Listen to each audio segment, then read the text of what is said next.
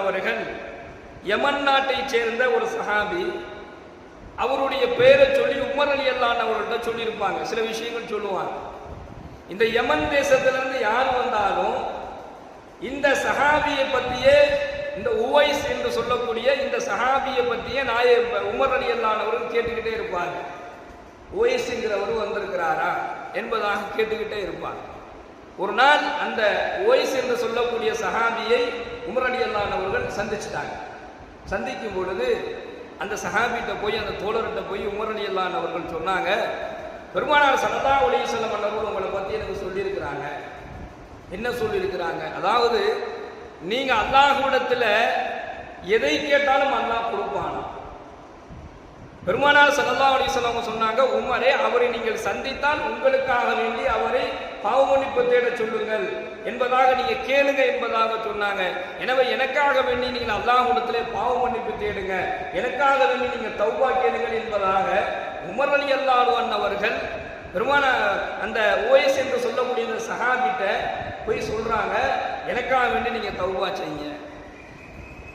இவர் எதை கேட்டாலும் அல்லாஹ் கொடுப்பான் என்கின்ற தகவலை சொன்னது நாயகம் ஸல்லல்லாஹு அலைஹி வஸல்லம் அவர்கள். அதுக்கு என்ன காரணம் அப்படின்னு சொல்லி நாம அந்த விஷயத்தை நாம எடுத்து பார்க்கும் பொழுது, அவரிடத்தில் இருந்த ஒரு அழகான ஒரு தன்மை என்னன்னு சொன்னா, தன்னுடைய தாயிடத்தில் அவர் நல்ல விதமாக நடந்து கொண்டார். இதைத்தான் நாயகம் ஸல்லல்லாஹு அலைஹி வஸல்லம் சொன்னார். இவர் தன்னுடைய வயதான தாயினிடத்துல ரொம்ப நல்ல முறையில் நடந்து கொள்வார், ரொம்ப கண்ணியமாக நடந்து கொள்வார். அதனால இவர் தொட்டிருக்கக்கூடிய, இவருக்கு தொழுநோயின்னு ஒரு நோயினால பாதிக்கப்பட்டிருந்தாரு.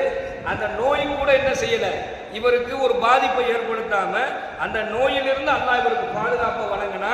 இவர் தன்னுடைய தாயினிடத்துல நல்ல முறையில் நடந்து கொண்ட காரணத்தினால் அல்லாஹ் இவரை பொருந்தி கொண்டால் இவர் எதை கேட்டாலும் அல்லாஹ் என்ன செய்வான், கொடுப்பான். எனவே உமரே, அவரை சந்திச்சீங்கன்னு சொன்னா நீங்க உங்களுக்காக வேண்டி துஆ செய்ய சொல்லுங்க என்கின்ற ஒரு தகவலை நாயகம் ஸல்லல்லாஹு அலைஹி வஸல்லம் அவர்கள் கூறியதாக ஹஜ்ரத்னா உமர் ரலியல்லாஹு அவர்கள் இந்த விஷயத்தை அந்த சஹாபி உவைஸ் என்று சொல்லக்கூடிய அந்த சஹாபியை சந்திச்சு கேட்டாங்க என்பதாக நம்ம பார்க்கிறோம். புகாரில் இந்த ஹதீஸ் இடம்பெறுது. கண்ணியமிக்க சகோதரர்களே, துஆவை அல்லாஹ் ஒப்புக்கொள்வதற்கு தாயினிடத்துல நாம் இருக்கக்கூடிய அந்த அணுகுமுறையை ஒரு காரணமாக அமைஞ்சிருக்கு. யார் தன்னுடைய தாயினிடத்துல ரொம்ப கண்ணியமாக நடந்து கொள்கின்றார்களோ, யார் தன்னுடைய தாயினிடத்துல பணிவு காட்டுறாரோ, யார் தன்னுடைய தாயினிடத்துல மென்மையாக நடந்து கொள்கின்றாரோ, அவர் கேட்டால் நிச்சயமாக அல்லாஹ் கொடுப்பான் என்பதை இந்த ஹதீஸின் வாயிலாக நாம் தெரிந்து கொள்ள முடிகின்றது.